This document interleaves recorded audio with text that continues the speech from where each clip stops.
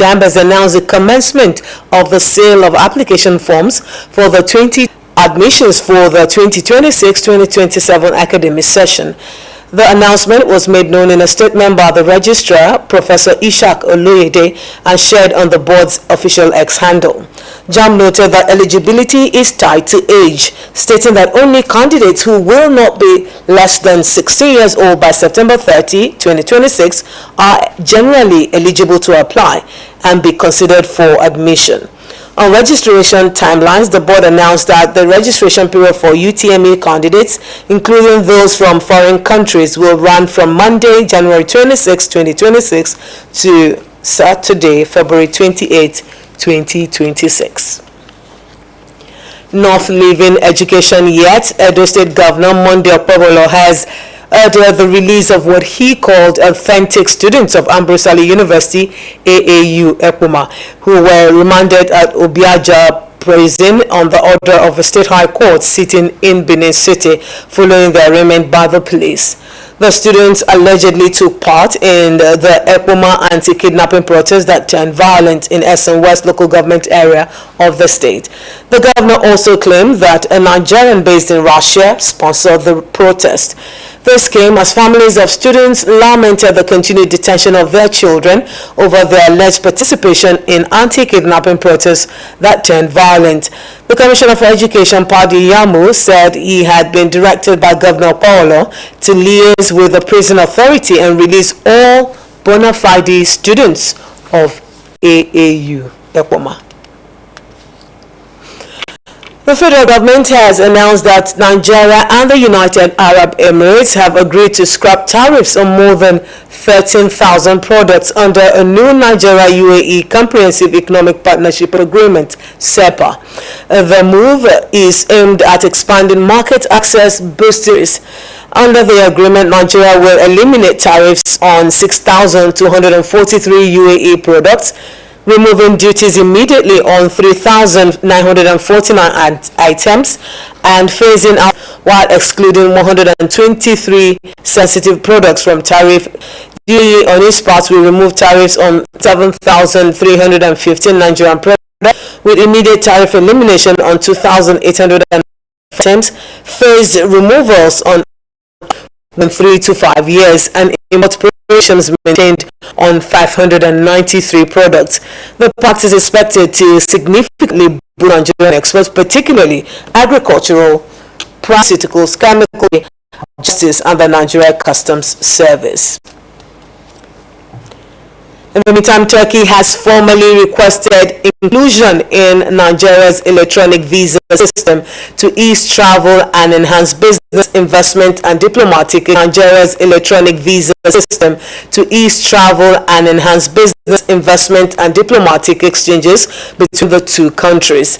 The request was made during a courtesy visit by the Turkish ambassador to Nigeria, Mehmet Pora, with the Minister of Interior, Olubimi Tunjojo, of Interior, headquartered by Turkish applicants due to the absence of a Nigerian visa office in Istanbul, which forces them to travel to Ankara for visa processing. He said inclusion in Nigeria's e-visa system will significantly improve business mobility and encourage more Turkish investors and traders to visit Nigeria for trade fairs, investments, and other commercial activities. The ambassador also sought written clarification on Nigeria's visa arrangements for Turkish citizens, citing conflicting information provided by some Nigerian missions.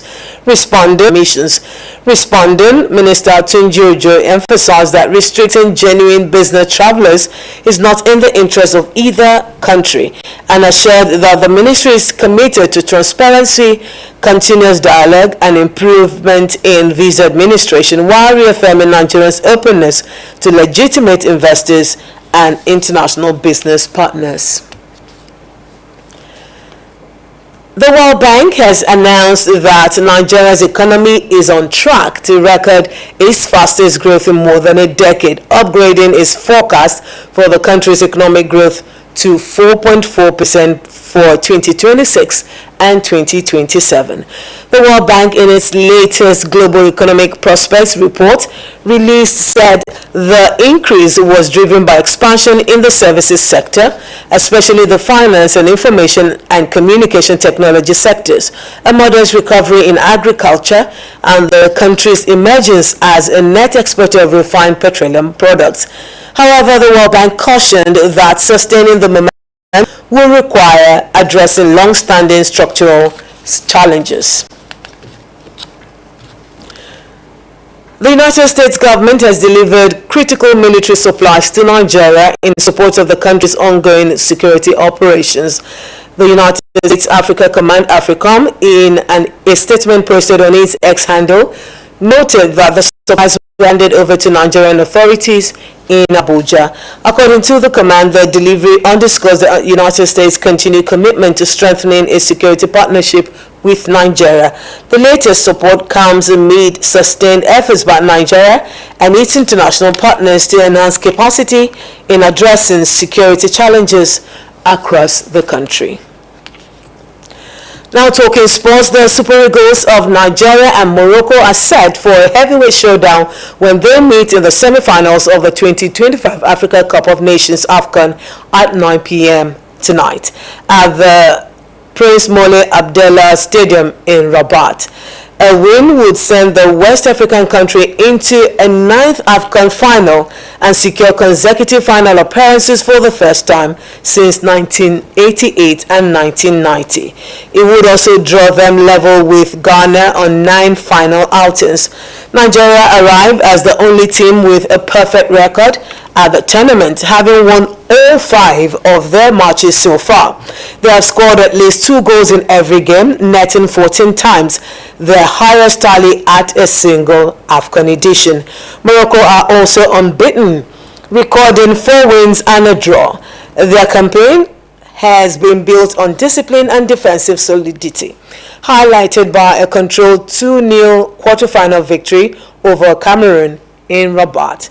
This will be the 6th AFCON meeting between Nigeria and Morocco, with all 5 previous encounters at the finals producing a winner. That's it on Developing Stories. Many thanks for watching. Good morning.